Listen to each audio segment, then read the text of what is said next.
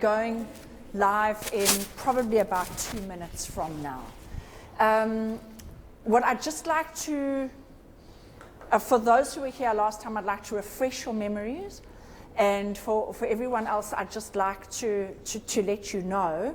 What we're going to do is we're going to have, I'm going to ask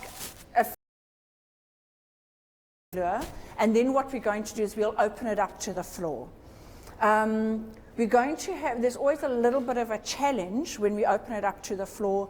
Because it's a live broadcast, what we need, please, if you don't mind, is to wait until you get the microphone. Nolu, are you going to be managing the microphone for us? If you don't mind, thanks. This one, for when the question time comes.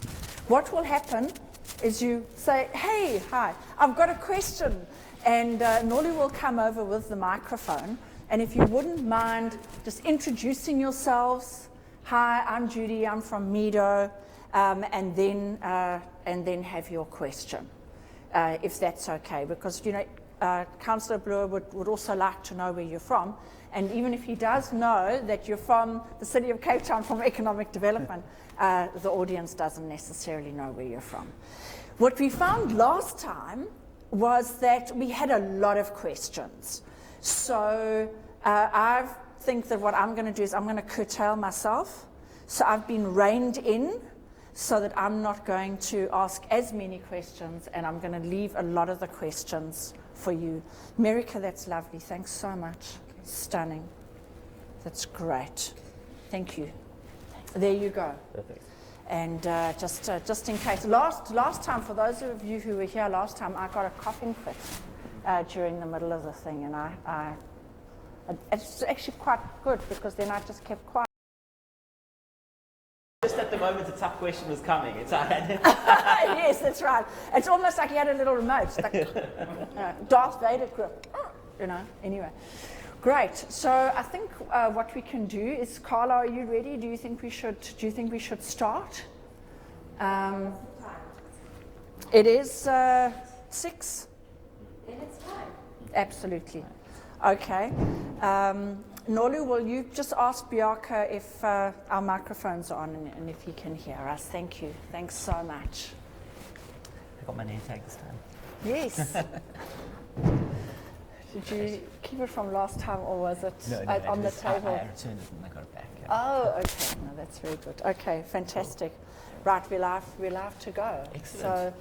So, welcome everybody. Welcome to the third Thursday with Garreth Bloor and MEDO. And Councillor Garreth Bloor, welcome once again. Thank you. To your show, actually, to share what is happening in the city and all the different initiatives around the city. This week, when we discussed it last week, what our topic was going to be, we thought that this week what we would look at is sporting events and how the city attracts a lot of sporting events, and that this links very well with creating an opportunity city. So I don't know if you want to elaborate a little on that. Definitely. Well, I suppose the side of sport that we often see is the sport on the field, and then the broader meaning which relates to the bringing together of people, the common fan base, and all those things that make us feel really patriotic. But you take the economic angle to it and you see billions in value that circulate around the global economy. And if you take Cape Town on its own, billions in and of itself, with the value that sport has. And so major events like the Sevens, which we've just secured as Cape Town, bringing in a whole nother supply chain around opportunities. So the first is you've got major companies and corporates who've got to have global meetings, got to have global decision makers come together. And a sporting event is one key way to reward top executives, but also to bring in potential new clients. Because of course, with so much choice for conferences and for travel these days, an added hook, not just being the city of Cape Town is a great place to visit, but an opportunity to actually get some profitable wins becomes quite important, especially in an age where time is something we're pressed for. So I think the events industry benefits quite significantly from the sporting economy, and it's interesting to see the sports that we're starting to see emerge in Cape Town, which are reflecting some global trends. So just yesterday, I was at the dinner of the third year running are now in Cape Town, which is incredible. We have very little ice, in fact, pretty much none, unless you travel out West and the casino rink there, or the ice rink at the casino precinct, really has become a spot that has attracted people from all across the world. And again, for Cape Town to get it not just once as a kind of out there situation, not twice, but for a third year, and with clear interest, I think, from the judges and the organising committee to consider us again, shows that people recognise the sport crazy love that people have for sport as citizens in Cape Town. And I think when you saw the sevens being awarded, which was obviously quite a tough negotiation, it was not just about Cape Town or PE, but about South Africa. It was about which country and then which city. I think the fact that sport is a part of the culture and is shared is really important. So not to exploit sport for economic gain, but to recognize the economic gain that is a natural spin-off, I think, is really, really important. And then working out how we go down the supply chain and take advantage of all the options that exist. Excellent. I was wondering if you could give me some numbers. Sure. Maybe some sort of figures around maybe a recent event that we've had, and what economic activity did that generate? Well, I think of the last one, which was the Two Oceans Marathon, which started originally with 27 runners. It's now gone up to tens of thousands, around 26,000 at the moment at least, and 267 million approximately added to the GDP just for that race weekend. So you can see the significant value that comes into the city when we do have these events. And marathons are, and sports in general that are highly adrenaline based, such as the epic cycle tours and the like, seem to really find a strong home in Cape Town and the Cape area. And I think that's a good niche market. And the more niche the sport, often the more significant the opportunity, because these sports gain following and people start to recognize certain destinations around the world as very much tied to that sort of sport. So our reputation and brand for the more extreme sports and ultra marathons and the like, I think has only grown as a country. Some people said, well, initially South Africa was doing well because we were so marginalized 25 years ago this time. Only the extreme sort of fringe sports came in. But really the growth has significantly happened post-democracy. And so it isn't just an accident. I think it's a clear reflection of people who in a global market can choose to go anywhere, choose Cape Town. And what is quite amazing from a government perspective, and you can go look in the records of meetings that we have as a city council, when we decide what we're going to support or co-fund, someone will say, look, we need 10 million rand to bring this event to Cape Town. We'll say we'll give you 500,000 or 100,000, and they say yes, because the brand Cape Town has become so significant. And I would highly advise entrepreneurs to leverage that brand. It isn't copyright. It belongs to all of us, because so example, the Argus Cycle Tour to the Cape Town Cycle Tour, the Cape Town Marathon, or the Sanlam Cape Town Marathon, because of their significant support. So the brand of this place that we're in has become huge currency globally, and I think it's on the back of getting the #1 spot when it came to best place to visit last year, third year in a running with the Daily Telegraph, best place to visit in the world, and the list goes on and on. And I think one of the defining aspects of Cape Town and the brand is the intangible thing, which is the people of Cape Town. When the New York Times gave that award, if you read the prominent front page of the travel section when it came out, it was about the spirit and the people and the creativity of the city. And things like World Design Capital reflected that. So I think we have a very strong brand.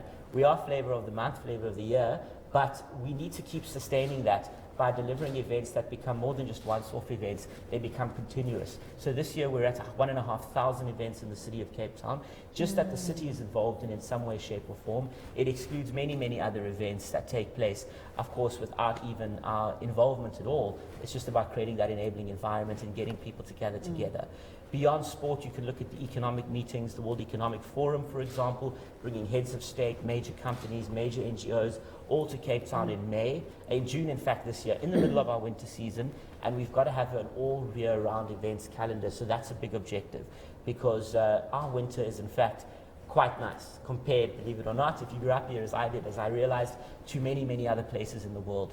So we shouldn't talk ourselves down and say, oh, well, it's winter now, we want to make money in the events industry, but no one's going to come for the quiet period. Routinely, we're seeing that seasonality is becoming something we saw as a challenge, but are gradually able to overcome. And there are a couple of initiatives there with the private sector that we are proposing, such as a joint fund with the private sector to help add a sweetener to when we bid for major events. Because of course, as a government in a developing country with massive socioeconomic goals and objectives, we can't just put a whole lot of money in one big event. when the opportunity cost is housing, is roads, is services. But if we say to the private sector, for every 1 or 2 rand you bring in, when this major event hits Cape Town, it's 5 rand profit because your bed nights and the other things, your packages are all going to sell. I think that's very, very powerful. And that's the thing that Cape Town sells. We don't give more money than many other cities. In fact, we give, I think, fairly little compared to what other cities pay. Great place, it's clean, effective, it's functional, it's safe, it's based on partnerships, and that becomes the value add, because then when you have your event in Cape Town, yes, the government's not subsidizing you big time. I mean, they may partner with you, but you're making your return on the fact that people want to come to Cape Town. And I think that really is the way you drive growth. You create that enabling environment, which means it becomes sustainable over the long run. Excellent. And you mentioned the entrepreneurs and the whole thing around sport. And can you maybe give a few examples of, let's say, how entrepreneurs in the city are going to benefit from the Sevens coming? Let's use that as an example. Right. Well, I think the supply chain in the Sevens is immense. For many people who follow rugby, they're coming to watch the Sevens, perhaps before they're coming to Cape Town. Cape Town's a massive sweetener, and it's very possible that the fact that it's going to these individuals want when they visit South Africa. What is it that's going to impress their friends, their family, that's going to make for memorable stories and experiences when they go home? And the differentiator certainly is focusing on providing services that reflect, for example, experiences of Cape Town, of authentic food, of history, of culture. And I think of the Langa precinct, for example, where we had the open streets. So many people from around the world came because, yes, you've got streets in every city, you've got neighborhoods in every city, but there's only one Langa. It's distinctively part of Cape Town. So I think focusing on tourism that has an element of culture, of history, even if it's a fairly mainstream business, but you're integrating things that are specific to the experience you have in South Africa, I think is very meaningful. I was amazed when I spoke to someone who said, if you could start any business as a foreign visitor to South Africa, let's assume you were placed in the tourism industry, what would it be? And he said, you know what, I would just post on Facebook and social media, come experience a braai. He said, there's no way I could go where I could have a braai. You've got top restaurants, you've got great stuff. I'm not going to braai every day, but just once on my trip, I want to see what that's like. And I just experienced that having a braai with some folks from North America over at my place who were all visiting. So we should be proud of what we have and see that that translates into economic benefit to the extent that we're providing people with an experience that they're going to value. And I think that's quite significant. I think many of the experiences on offer at the moment I don't think are overpriced. If you look at the tours provided, I mean, I see free tours offered by some hotels just here in Cape Town. By the way, this downtown we're in, to use the American term, or the CBD as we know it, has been named one of the 7 great attractions of Cape Town, because the history here, going back hundreds of years, is fascinating to a lot of people. And you know, we may not think of this as a tourist hub, and yet along with Table Mountain, Constantia, Kirstenbosch, and so many other areas, it has become exactly that. And people want to visit, and hotels are putting money into promoting the route, and companies are doing that because they want this environment to grow and to flourish. And I think that's very, very exciting to watch too. Certainly. What I was thinking is, should we open up for questions? Sure. Absolutely. Nolu, if you wouldn't mind taking over from me, that would be great. Any questions from anyone? There we are. Hi, I'm Juliet from Accelerate Cape Town. I just wonder, with regards to the seasonality, which I know the hotel chains and tourism are very focused on. From a sporting point of view, it seems that the events fringe winter, the major events. So even the Cape Town Marathon is in September, and the Argus and the Epic are in March. So what events, more mainstream maybe than the ice hockey, but what is the city doing to try and attract bigger events in the winter to deal with this issue of seasonality? Yeah, Certainly. Well, the city is very actively going out there and bidding and seeking events. So making the case, presenting packages, working with organizations like Westgrow to say, have you considered Cape Town? And I think we're on quite a cusp, because for many people the planning happens maybe 2 or 3 years in advance. So there's that cycle. So if you look at some of the key events that people are interested in and considering Cape Town for, at a time like this, where over the past 12 months in particular, the brand has just grown immensely, people are adopting the brand and using it, I think we're going to start to see a lot of fruits and rewards coming out of that. Ice hockey is interesting because right now it isn't, as an example, mainstream here, and yet if you go to so many countries where it's winter most of the time, seemingly, like Canada or Norway, though they do have lovely summers too, it's massive. And so when you start to see those mainstream sports having the ability to grow here and become more mainstream in a South African context, I think that too is quite an important part of the strategy, to grow your existing events that you have secured, and to help make that a focal point and something people want to come to and experience. So I think from an international visitor perspective, something like the ice hockey has enormous potential to grow. We have seen a lot of visitors, and as more and more local Cape Townians take up different sports such as the ice hockey, and we had a great team I spent last night with here in Cape Town, I think that's also a key part of the strategy. South Africans, we seem to be naturally drawn to sport, keen on sport, interested, even if we're hopeless, as I was and remain. It's a fun thing, it's a great activity.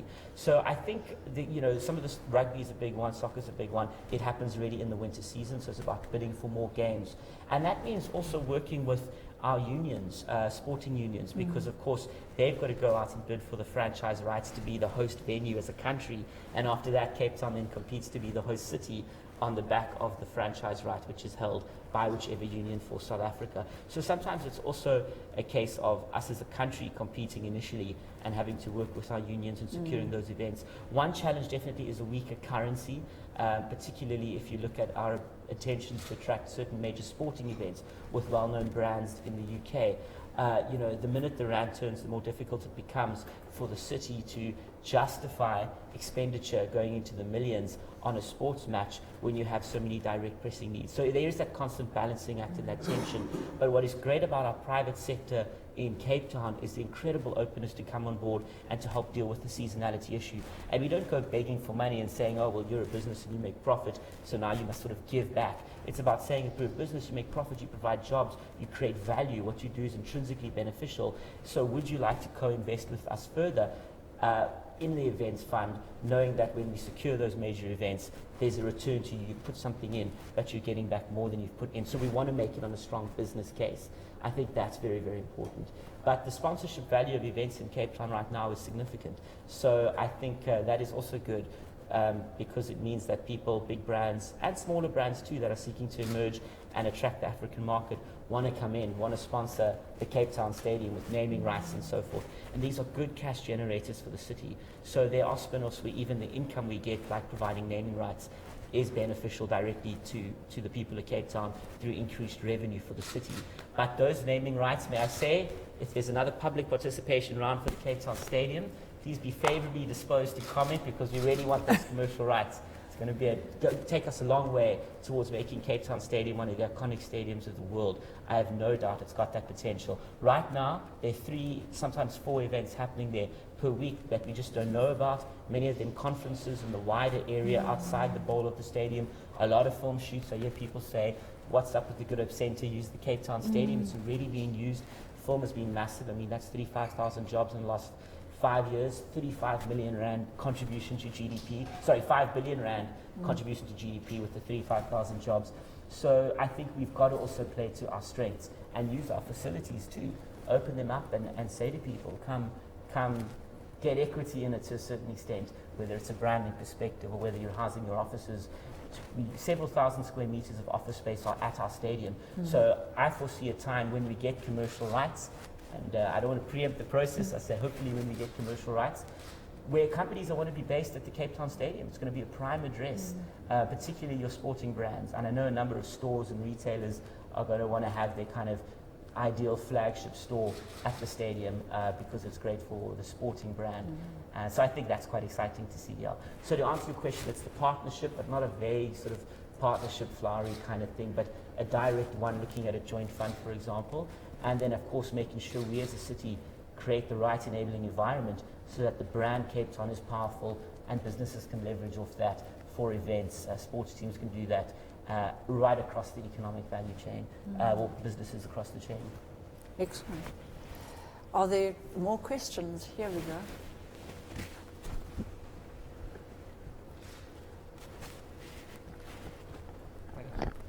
Hi, Councillor Bloor. Thank you for the opportunity. My name is Pierre Fabe. I'm from a company called Easeability. I'm a cyclist and recently joined because of a book that I wrote, and I wrote about the August Cycle Tour, and I thought I have to do it. At the time when I joined, there was a big hoo-ha about making Cape Town a cycling city. And I've seen routes go up and all of that, but not enough. There's so many dangerous spots around Cape Town. Is it part of the strategy of the city as well as the Western Cape government to use companies to sponsor distances so that we can actually get more routes going through the city? It's not a direct part of the strategy to the extent that we've pointed out routes and say, right, here's naming rights for sale, but it certainly is part of the strategy to the extent that the outdoor advertising policy, the new reformed bylaw, which thankfully was passed just in time for World Design Capital, allows you to come to the city with proposals to take certain areas and have advertising take place on them. I'll tell you what I saw as the biggest challenge. Many people thought, well, it's red tape, the city is not interested because, it's too innovative, for example. But really, I think the challenge there lay with individual departments who maybe didn't have a specific incentive to identify opportunities for commercial rights and advertising, because that money came in and just went into the general pot. So if I'm focused on delivering roads, or I'm focused on early childhood centres, why would I take a week out of my month looking at outdoor advertising and commercial revenue opportunities when it's just going to go into the general pot of the city? I want to focus on delivering the best quality early childhood development. So if you say to those departments, well, when you do that, the revenue then stays with you. Now, and you can do that on the basis of trust and solid leadership, I think that changes things. So I've started to say to departments, well, it's tight budgets, we have massive needs, but why don't you consider looking how something like outdoor advertising revenue can actually assist you as a department in upping your budget instead of just this endless, battle and arguments and back and forth over a limited pie. So I think it's a fantastic idea, and if you do want to take that forward, we can definitely chat if you've identified the site. What commonly happens is you can go either to a tender process or to a call for proposals, because obviously we've got to make sure that we as a city want to maximize whatever income we can get, because ultimately that's to the benefit of every single ratepayer. And hopefully over time we do that so well that we lower the rates burden on individuals, because I think growth happens not through taxation and redistribution, it really happens through creation, through generating wealth. So thanks very much for that question. I haven't had time to talk about the new outdoor advertising bylaw as much as I could, and I know I didn't pay you to ask that, we never have met, so thank you very much. Definitely. There's another 2 questions. Don't worry, Gareth, not going to be a tough one. I'm Jonathan Jacobs. I'm with the Cape Chamber of Commerce. Gareth, just as MEDO incubates businesses, is there a strategy to incubate events, to take them through the process and assist them? I know the Argus started a number of years ago with 300 cyclists just trekking through the city.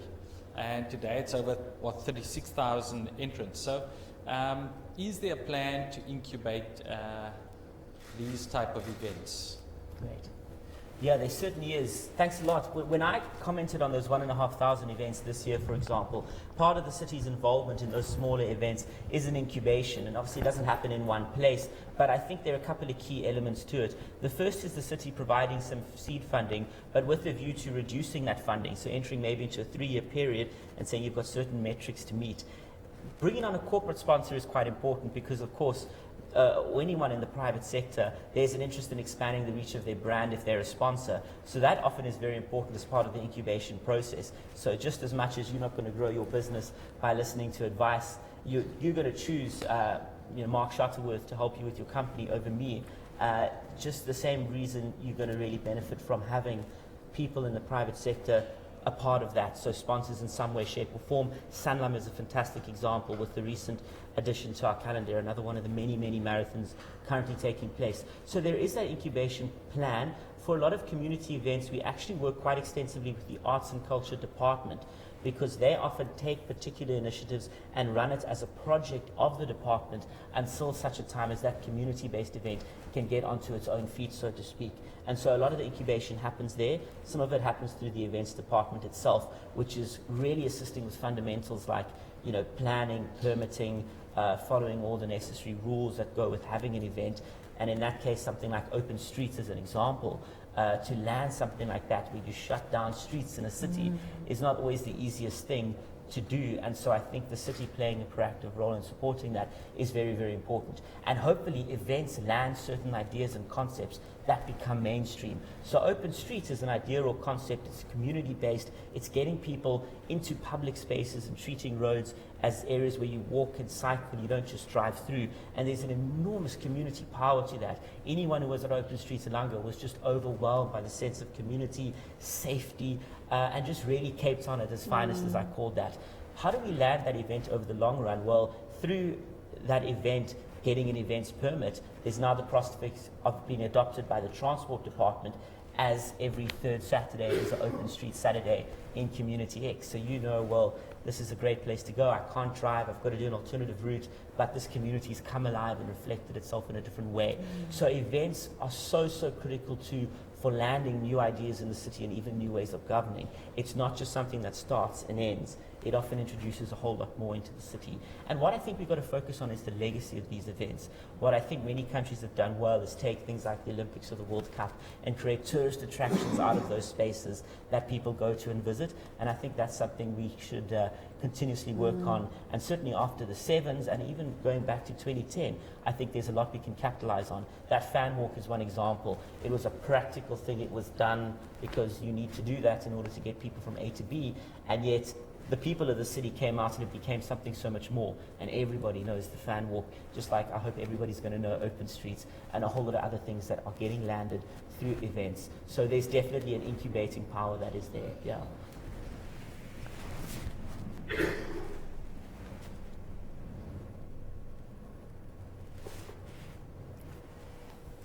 Gareth, I think you've been answering a lot of the questions with your magnificent answers to the questions that you have had.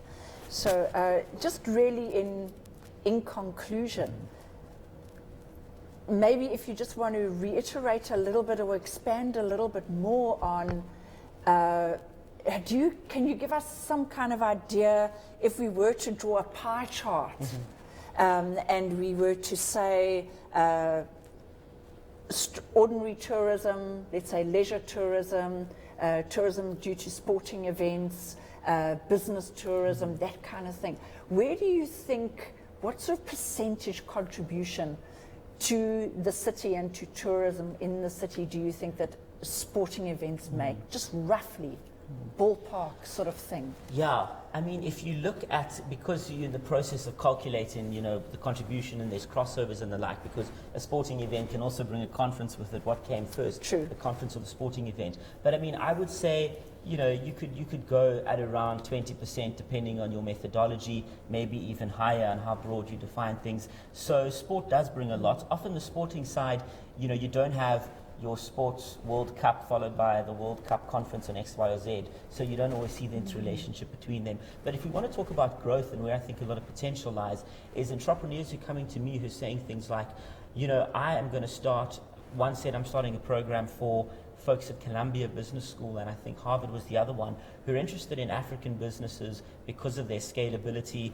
because they understand or reflect more accurately the African market. They can be ripe for expansion. And I'm going to start a group that really brings these folks out and takes them to businesses that have potential. I think that's a great idea. I mean, that's a company where that's an opportunity where you can connect people. And in fact, this particular firm does take some equity and do some business development. And these are young guys, Cape Townian, local, who've seen an opportunity and taken it up. So I think we shouldn't underestimate the significant interest in the rest of the continent and the fact that we are quite a soft landing for a lot of people who are interested in Africa, especially those who are interested in mobile and tech. So Cape Town is a familiar place. It's like, there are elements of Cape Town that are so much like other cities around the world, plus it's beautiful, plus there's a great lifestyle, it's very cosmopolitan. So I think a view to, if you look at people with an Africa-wide interest, certainly writing off Cape Town I think would be a big mistake. For many people, even if the long-term plan is a big focus on Nigeria, Cape Town's more hospitable in the first 2 or 3 years than going straight into Lagos. So for people in transition and looking at growth, we have a great city that certainly is, I think, a place that people want to come to. If you look at where people make their business decisions, even if the investment is in here, like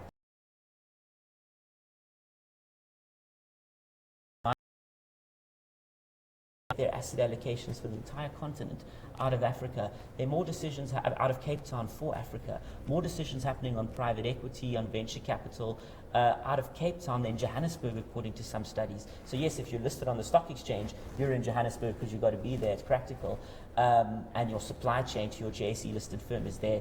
But if you don't have to be based there, pension funds, hedge funds, and all of that, you're seeing the attraction in Cape Town. And Accelerate Cape Town, I won't put them on the spot, but playing a critical role in helping ensure that Cape Town's brand is one that is attractive. And Accelerate Cape Town, when they make a comment, it's obviously often more credible than a government, because the government can always boast, but when the private sector look at the bottom line, speak to other private sector players, that's very powerful. And I think for each of us in the room here, or for those of you in businesses, whatever the level or stage of your business, your comment, your experience, the good and the bad, can make a significant impact on other people's decisions to invest here. So when you complain, please do so. You can pick it outside my office. None of you here did so yesterday, but it happens. But let's work on figuring all of those things out, and then ensuring that we make a case for other people to choose this city as a destination. And there's so many success stories where people put out a competition, or they have, a venture capital pitch session, and all 5 firms for the whole continent have emerged out of the Cape. And they've benchmarked the whole of Africa. So I think that's very exciting. If you look at the Forbes list, the number of entrepreneurs who come from Cape Town is disproportionate to many other African cities, possibly to any other African city. And they're not Cape Townian, they're people who've chosen Cape Town. That's the kind of talent that we really want to attract. I think of Rapelang Rabana, who was just on the cover with her ICT-based business. She's venturing into something else. Ludwig Marashane with the dry bath concept, which some of you may know, is around having a replacement to take in a bath.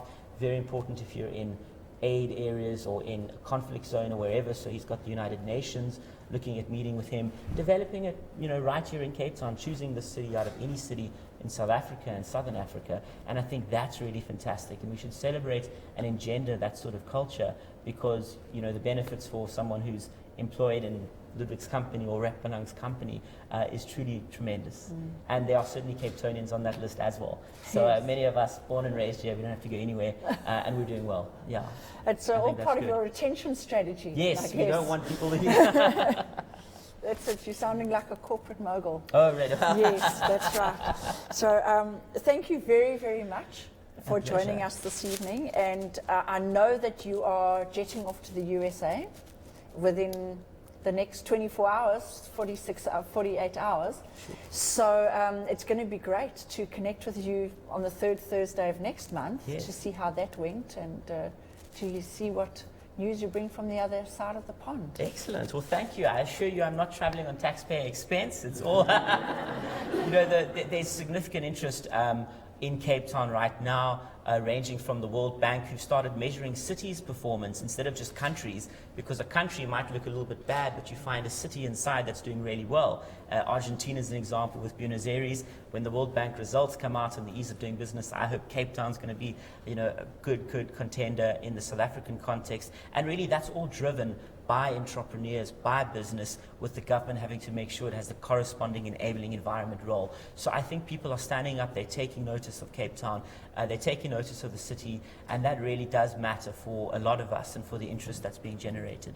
And I also would like to note one other thing, and that is that the key factor when I talk about an enabling environment is there's one monopoly we have which we can't outsource, and that is regulation, that is policy, that is law. And so when we come across legislation that is problematic, if we can't change it or repeal it, and we are serious about repeal, we've repealed around 300 old policies and bylaws in Cape Town just in this current term. If it's outside of our scope, we go and we speak to people at other spheres of government, and our Shadow Minister for Small Business Development, Toby Chant, is at the back of the room, and really seriously committed to bipartisan private members' bills at finding solutions. You'd be surprised, even if you're in an opposition party, regardless of your party, whatever it is, you can make progress through that kind of dialogue and through discussion. So I really encourage entrepreneurs to express the challenges they have, to not be afraid of policy as some nebulous out there thing, to talk practically and let the policymakers figure out the right language and the like, but to ensure that the objectives are achieved to make doing business easier. Because if you look at what policy is developed for, it's not for policymakers by policymakers, it's for an enabling environment for the people who are going to create the wealth and the business and drive the growth and drive the innovation. So really, getting involved in policy is not the same as politics. You don't have to join a political party to do it. If you would like to, you can talk to me now. But just focus on understanding what's out there and making your inputs, because it's not always a complete battle in Parliament and fighting and shouting and that. Sometimes behind the scenes, oftentimes behind the scenes, there are many good people across the political divide who are sincere, who are keen. A lot of them have been in business. Many haven't, unfortunately, but many have, and they've done what each one of you here are doing to some extent. So thank you very much. Gareth, thank you Yeah. very much. Absolutely fantastic. Thank you. Thank you. Excellent. Let me take that off. Sure. And then you can take everything offline. Are we offline now? Okay. Nobody